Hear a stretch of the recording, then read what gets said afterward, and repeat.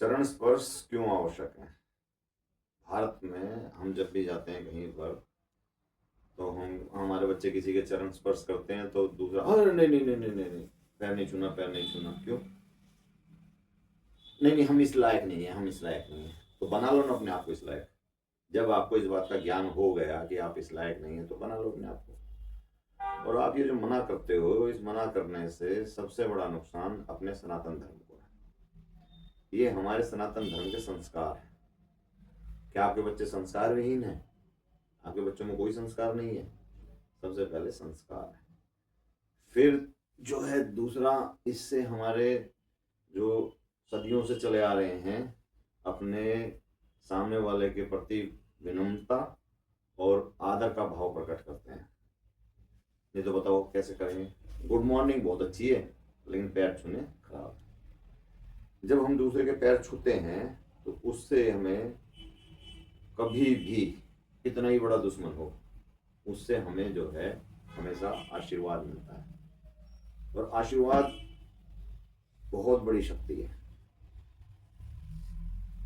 आशीर्वाद से बड़ी कोई शक्ति नहीं है। पूरे महाभारत में कुंती से आशीर्वाद पांडव मांगते रहे, उन्होंने आशीर्वाद नहीं दिया। कृष्ण जी ने आशीर्वाद नहीं दिया। पिता में भीष्म ने जीतने का आशीर्वाद नहीं दिया। उधर गंधारी ने आशीर्वाद नहीं दिया। धृतराष्ट्र ने जीत का आशीर्वाद नहीं दिया। उन्हें पता था कि आशीर्वाद में बहुत बड़ी शक्ति है, लड़ो, हम जीत का आशीर्वाद नहीं दे सकते। तो जब हम किसी के चरणों को हाथ लगा देते हैं तो हमें जो है उसका आशीर्वाद मिलता है।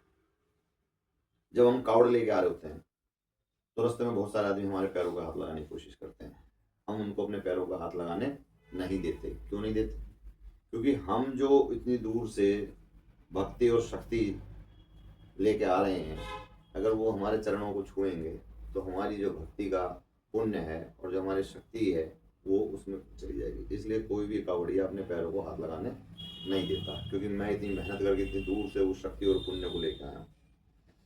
अभी मैंने एक आदमी का इंटरव्यू देखा तो उसने कहा कि अब आप किसी को भी अनजान आदमी के हाथ पैर ना छुएं जब तक आपको उसका करेक्टर ना पता हो। तो भाई अब अपने चाचा, ताऊ, पापा का पहले करेक्टर पता करें। करेक्टर तो भाई हमें खुद का ही नहीं पता होता। आज हम कुछ बोल रहे हैं, कल हम कुछ बोल रहे हैं। सोच विचार तो निरंतर बदलते रहते हैं। परिवर्तन दुनिया का सबसे बड़ा नियम है ना? आज मैं बहुत अच्छे हालात में हूँ, कल मेरे से कोई हत्या हो जाए तो क्या मेरा करेक्टर खराब हो जाएगा? मेरे हालात खराब थे, उस हालात में मैंने एक हत्या कर दी तो उससे मेरा करेक्टर भी खराब हो जाएगा। और भगवान इस दुनिया में कोई भी चीज़ गलत नहीं बनाता। हर आदमी में अपनी शक्तियाँ हैं, हर आदमी में अपने गुण हैं, है ना? भगवान ने जिसे बनाया, जिस काम के लिए बनाया, उस काम में वो परफेक्ट है। और फिर ऐसे करेक्टर वाइज की बात करोगे तो रावण का नाम सुनते ही लगता है नहीं नहीं नहीं नहीं, रावण का तो पुतला फूका जाता है, रावण तो बड़ा गंदा आदमी है। ओहो, राम जी तो भगवान है। तो जो हमारे प्रभु श्री राम हैं, उन्होंने ही उसी रावण के, आदरणीय रावण जी के पैर छूने के लिए लक्ष्मण को भेजा। जाओ उनके चरण स्पर्श करो और उनसे शिक्षा प्राप्त करो। अब वो कैरेक्टर वाला मैटर कहाँ चला गया? रावण के कैरेक्टर तो, रावण जी तो सीता जी को लेके चले गए थे। तो रावण का तो जो ग्रंथ और शास्त्र है उसके अंदर राम के दुश्मन है, और फिर भी राम ने जो है लक्ष्मण को जो है चरण स्पर्श करने भेजा। किसके चरण स्पर्श करने भेजा? रावण के। अब मैं क्या क्या कहूँ उसके बारे में। एक बहुत अच्छे ज्ञानी है, आजकल वो बड़ा ज्ञान बांटते हैं, उन्होंने बता दिया पहले करेक्टर पता करो, चाचा का भी ताऊ का भी। तो रावण का करेक्टर के हिसाब से तो ही राम जी रावण को मारने गए।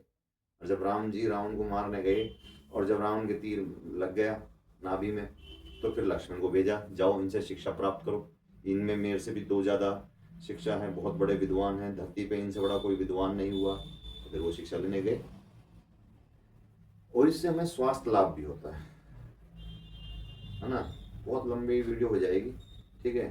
तो आप जो है चरण स्पर्श जरूर करें। दूसरे के चरण स्पर्श करने से आपको इस जन्म में कोई भी नुकसान नहीं हो सकता। आपको हमेशा सामने वाला आशीर्वाद ही देगा, कभी भी श्राप नहीं देगा, है ना? तो आशीर्वाद लेने के लिए, आशीर्वाद दुनिया की एक सबसे बड़ी ताकत है। ये मायने नहीं रखता कि आप किस लायक हो, ये मायने रखता कि आप दे दो आशीर्वाद, ठीक है?